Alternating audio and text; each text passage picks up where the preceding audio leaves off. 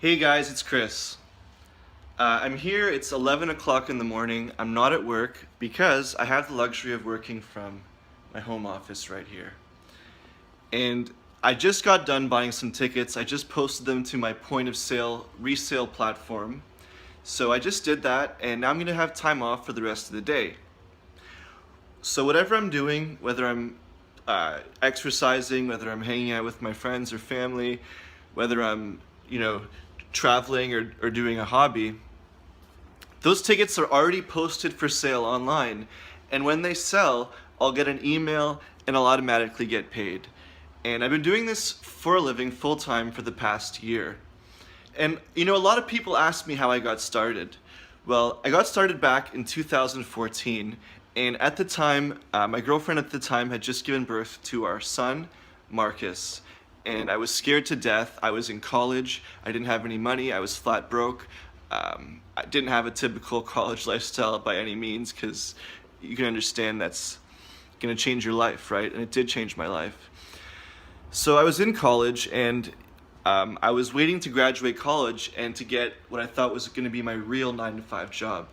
But in the meantime, I was scared. I wanted to make some money online while doing my college. So I went on Forbes.com and I looked at some articles for making money online. And I wasn't looking for an article like this, but I just happened to stumble across an article about NBA playoff resale ticket prices.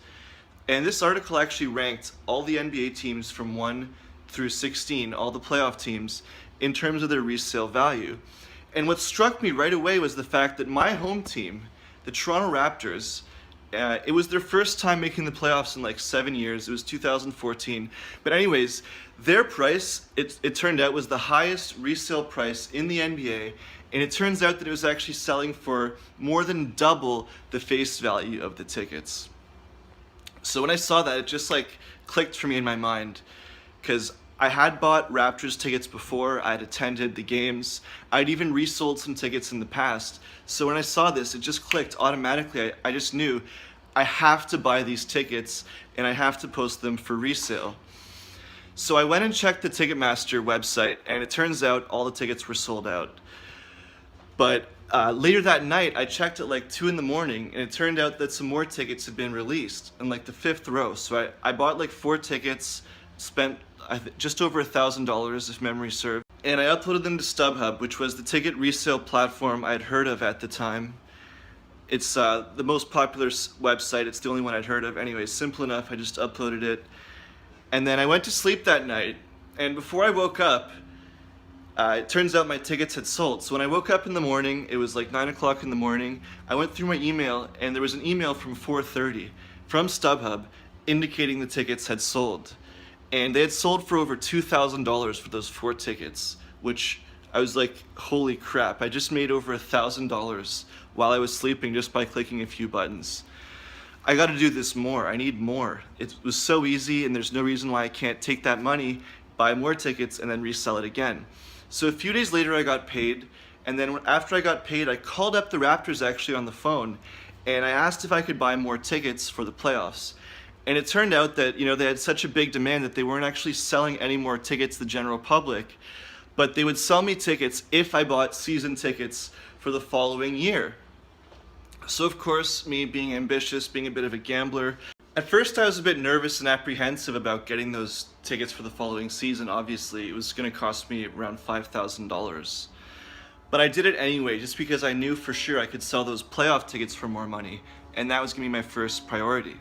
So I bought the tickets for the playoffs, I bought the season tickets for the next year, and then fast forward 6 months later, I started selling the tickets for the following season, and lo and behold, I had no idea this was going to happen, but those following season's tickets, it turns out the Raptors sold out almost all their games that season, and I was able to resell my season tickets for over twice as much as I paid. So I bought them for $5,000 and I sold them for over $10,000.